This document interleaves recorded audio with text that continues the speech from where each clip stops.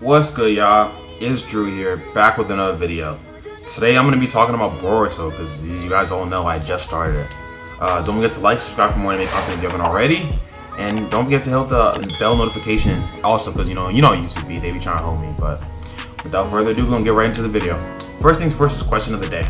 Question of the day is, what's your favorite moment in Boruto? And obviously tell me if you're caught up. Obviously, tell me your favorite moment as of chapter 1 to 29, because that's as far as I am at this current exact moment. So don't tell me about anything that happens in chapter 30 or 31 or 50, anything like that. Your favorite moment from chapter 1 to 30 or 1 to 29. For me, it's a couple moments, honestly. One of my favorite moments so far might be like Naruto and Sasuke, talking it up. Then you had the cool stuff with, when Sasuke first appeared, that was really cool. Stuff like that. It's a lot of cool nods. But, without further ado, we're going to get right into the video. So, I was obviously waiting to watch Boruto for a minute now, as you guys knew. I was honestly pretty interested in watching it. And a lot of good stuff has happened, honestly. So, the first couple chapters are, play off exactly like the Boruto movie, basically. And I actually watched the Boruto movie a while ago, so I kind of remember that stuff. But there were little pieces here and there, like at the very beginning of the entire manga. We had adult Boruto and adult Kawaki talking, and Kawaki's like, I'll send you to where I sent the Hokage and stuff. And then, it's almost like Boruto's telling the story. So that was a cool thing. A couple notes off rip. Boruto was super annoying to me. I think if you are on the stream for chapter 1 and 2, you definitely noticed that. He was definitely a bit annoying to me. Obviously, he had his reasons to be, but he kind of turned. I think that was what turned a lot of OG Naruto fans off as well. But it got better. I feel like chapter 6 or so, he was chill. Like Boruto's now, in my opinion, a very likable character. As when it first started, I don't think he was as likable. Seeing Naruto, Sasuke, the OG people, that was obviously cool.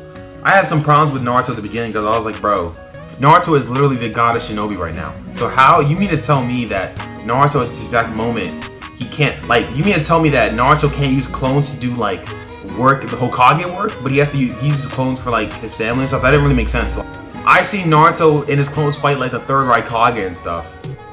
Bro, you mean to tell me that Naruto's clones can't handle some Hokage paperwork? Why is Naruto's clones dispersing? And Shikamaru was like, you're tired, but bro, come on. Just to me that felt kind of cappy, but that's some nitpicks. So some things I like about Boruto, just involving the OG characters first, because I feel like I should tackle that first. Some things I really like about Boruto is I feel like they flesh out the characters even more. So if we look at Naruto and Sasuke, a lot of people have a problem with Naruto and Sasuke's friendship overall because it feels like they were never friends. But if you watch Boruto, at least where I'm at, as of chapter 29, Naruto and Sasuke feel like actual rivals. Where Naruto can tell people, oh, that's my rival. And people are like, oh yeah, that's your rival, you know what I'm saying? Sasuke calls him a bumbling fool, which was really funny to me. But they're still close friends. They obviously, keep in touch with each other and stuff. And the thing I love about the dynamic is that Naruto and Sasuke are literally like Hashirama and Madara were. Where Madara is the shadow Hokage, taking care of the big threats, in the shadows. Whereas Naruto's the glimmering light and stuff. One thing that was really funny off rip, I think it was, I don't even know it might have been chapter 1 or 2. But Boruto asked Sasuke to be his teacher, and Sasuke's like, he did the Rasengan. It was off rip. That was really funny because Sasuke's basically like, I'll teach you, but if you don't know the Rasengan, don't even look at me type thing. That was a fun moment as well. There's some things obviously that they've been building up, right? A lot of people have been talking about Kawaki. So I knew obviously the moment I saw Kawaki, things were gonna turn up.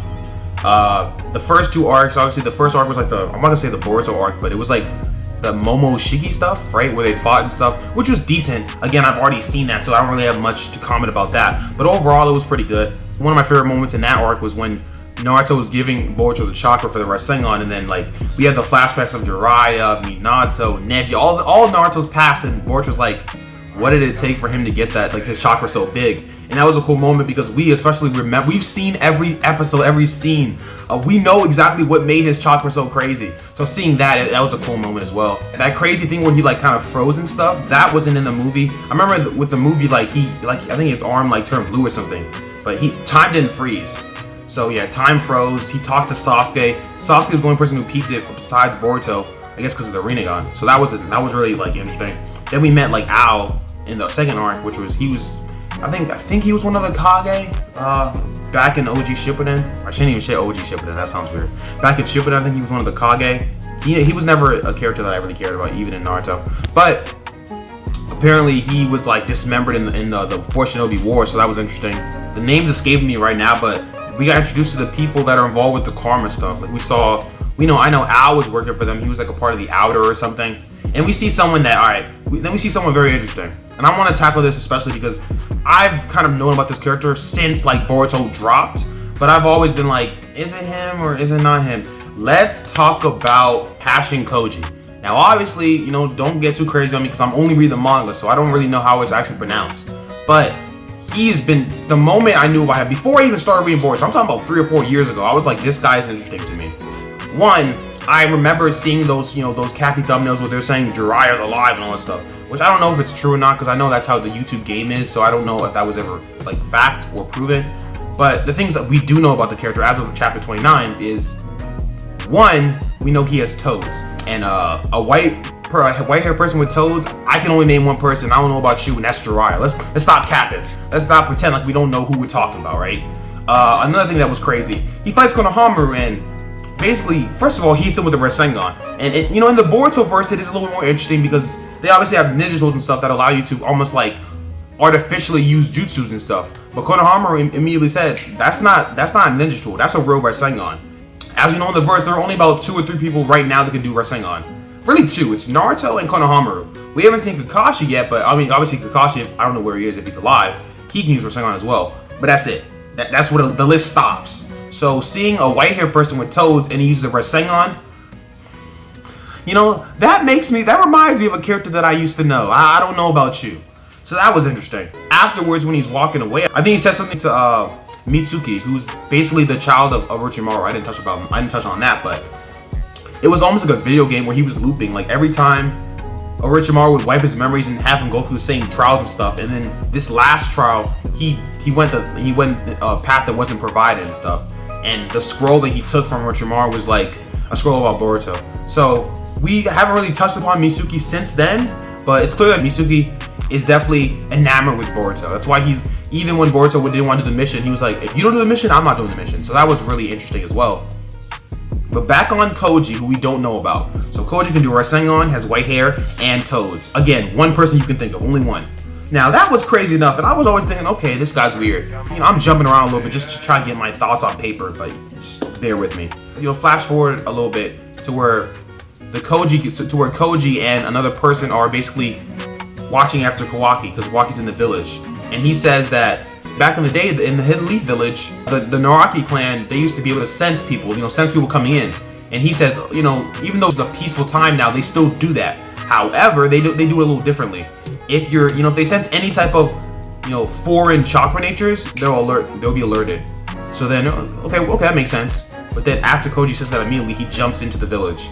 Meaning what? No one has been alerted. What does that mean? That means that his chakra nature is not foreign to the Hidden Leaf village. Now, if you know a person, and also when we saw his mask, we saw a little red or probably like red or black, because obviously it's the manga, so you can't see like colors. It was like a colored like bar line like right under his eye. So if you know any other people with paintings on their face that have Rasengan and frogs and chakra are familiar with the Hidden Leaf village, please let me know, because I can only think of one person, and that's Jiraiya. That's probably the thing that's really on my mind the most, honestly, being an OG Naruto fan, because Jiraiya should not be alive, right? It's been way too long. We ain't seen him since the pain arc, right? He's dead. We've seen it. We literally saw the scene. He's dead. Now, are they gonna pull some BS where he's the son or he's the uncle or something? Jiraiya was out here with the joints like that. We would have seen him. Is he a clone? If he was a clone, where was he? So that's what I'm really looking for. Like, where was this guy at if he's related to Jiraiya in any way, shape, or form? Because he clearly has to be, just from what I'm seeing. Now, touching on Kawaki, because that's someone that everyone seems to be really interested in. Kawaki right now, he's very rough around the edges. I think I said it on Twitter. I'm not gonna say he's Sasuke. I don't like to do those lazy comparisons. But he's Sasuke-like in the fact that he's definitely edgy for sure. And I think he's way edgier than Sasuke ever was. He had calling people a-holes and bastards and all whatever. He's just wilding now. We see more about the karma stuff, so that was interesting. Seeing it seems to be him and Boruto. I don't want to call it a curse mark because it's not a curse mark, but it has the same aesthetic as curse mark, where it's like the freaking symbol on your body. And I always liked the curse mark stage 1, so that was cool for me. We know that obviously his quote unquote parents did not mess with him, just beating him up. And he was basically a lab rat, and I guess they infected him with whatever this karma stuff is, and he's the vessel. So seeing that stuff was very interesting. As a Naruto fan first, right? Because I haven't watched Boruto until now. I don't say you can like Boruto and hate Naruto, especially because it seems like they love plastering Naruto Easter eggs and like Naruto things that Naruto fans will really enjoy. Like for instance, you had Naruto and I talk about the Naruto Sasuke moment. You had when Naruto and Boruto clashed, they did the little reconciliation seal thing, which, as we know, that's an OG thing from Naruto. You know, after a matchup or a match, you know, you're supposed to do that. So there's that. Seeing the Hokage again, it's very nostalgia. Gar's haircut sucks. That is something I have to point out for sure. It's pretty bad. And talking about the animation or or I guess I should say the art, right? I feel like some panels are worse than others. Like some panels, I think I showed screenshots on Twitter, but some panels look really bad. And it's like, I look at the panel, I'm like, that's not Sasuke, or that's not Naruto. Like a lot of panels I've seen with Sasuke do not look like Sasuke. I'm like, it's clear Kishimoto not drawing this, which is fine, but I'm just saying it throws me off at times. Because it's definitely similar, but it's very different. Being a Naruto fan, obviously I'm gonna look for cues from Naruto, right? You'll see Naruto every now and then, you're like, okay, this is definitely a series with Naruto in it. But then you see the fight scenes, and right now the fight scenes are a lot different than Naruto fight scenes. And right now, honestly, I think I like the Naruto fight scenes better because I felt like it was more martial art centric. As of right now, it's a lot of like blast and stuff. Like for instance, that guy that Kawaki fought, it was a lot of, you know, blast and almost kind of Dragon Ball Z centric, if that makes sense. It's definitely not the same as Naruto. Like there's enough differences in which you're like, wow, like that is not the same. But then you see stuff like, then they'll show you a Naruto scene every now and then. You'll be like, okay, this is definitely from Naruto. So it's definitely a weird balance. There's some interesting characters overall, right? Like I'm really interested in Koji, obviously, because that guy seems to be the most interesting to me. Kawaki's backstory is interesting. Even Mitsuki is someone that I'm looking forward to seeing more about. And I know people were hating on Boruto, but I feel like if you actually keep up with, like, as of where I am right now, he's a cool character. Like I don't have any grievances with Boruto anymore, so like he's cool. But yeah, so I don't know, people were definitely hate on him, and I understand where the hate came from. Like that first arc, he was definitely, in my opinion, pretty unbearable. But I mean, I'm past that arc. It wasn't that long, so it's a weird thing. The people with Koji, that whole team or whatever, they're definitely the big villains of the arc, and they're really, I don't even know anything about them. Like we don't seem to know anything about them. Besides, they kind of have Kawaki as a vessel, and they're assumingly crazy strong. My question is though, if Naruto and Sasuke are so, you know, S-class tier, how are they not just taking them out? That's just a big question that I feel like you'll always have until it's answered. Obviously, you know, Naruto and Sasuke, they have their own things to do, but these people seem to be a threat. Like Naruto probably has the best sensei in the world right now. How is Naruto not able to sense, oh, these guys are right here, Sasuke, go kill them, and they're just killed, you know what I'm saying? Like just knowing how powerful Naruto and Sasuke are, like that's like, why isn't that gonna happen? And obviously that, I know about Naruto losing Kurama, or I think he lost Kurama. I didn't fact check that. I just remember when that came out, hearing about Kurama dying and stuff, and then hearing about Sasuke losing his Rinnegan. Obviously, I know the reason for those two, specifically outside of whatever happened in the story. I'm not there. Please don't spoil it. Whatever happened in the story, the more important reason why that happened, obviously, is to nerf Naruto and Sasuke, because as of right now, they're way too powerful. So, yeah. You know the main characters are Boruto and Kawaki, I'm assuming, because as of right now we just got introduced to Kawaki, so we don't even know much about bro. But the main characters are Kawaki and Boruto, so yeah, they kind of have to be going through the big problems. And Naruto and Sasuke being two gods in the corner, it kind of makes things a lot less scary. So, but overall, it's so weird. It's almost jarring because it's like Naruto, but it's not. But I like the experience so far, honestly. I feel like this next arc could go crazy because this Koji guy, again, it seems to be he's really important. He's involved in this stuff. That whole group, freaking, I don't even know what the name of them, but the group involved with the Karma stuff. Karma seems to be a cool power, but I don't know what it's based off of. Maybe it's based off the Otsutsuki clan, you know what I'm saying? Because I asked on Twitter, and apparently like Boruto was basically given that power from Momoshiki. So it's like, and also, you know, Kawaki got it from basically the medical test and stuff, so that's weird. Meaning, like, that power could have the potential to be way crazier than anything we've seen in the verse. Because Momoshiki, I think, if she's related, I'm pretty sure Momoshiki is in some way related to Kaguya. And any Naruto Shippuden fans know how crazy Kaguya is. So, yeah, look forward to that. I'm low-key, I could catch up to Boruto by the time the next chapter drops, which is in a month, right? June something. So by the time that happens, yeah, you can look out for that for sure. Next stream, I'll definitely talk about what I've seen in the chapters and stuff. So look forward to that as well. Actually, knowing how it is, y'all probably gonna see the stream before this video. But anyway, yeah, let me know what your thoughts about Boruto are, because I mean, y'all mostly caught up. I know y'all gonna go crazy on this video. At least I better. But I think it's starting to ramp up. Like that owl arc, I think someone said it, the owl arc was kind of decent to me, but at the end, that's when stuff really started happening. So I think starting now, we're starting to get some important people and starting to get some important aspects. So that's gonna be cool. Looking forward to it. And one little last note is I love the characterization of Naruto, specifically.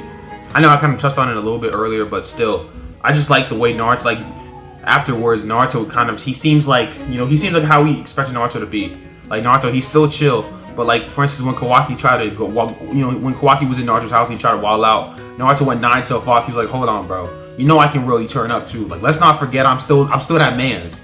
So it's always nice to see Naruto really remind everyone that like the show was called, the first series was called Naruto for a reason. It wasn't called Kawaki, stuff like that. That was cool.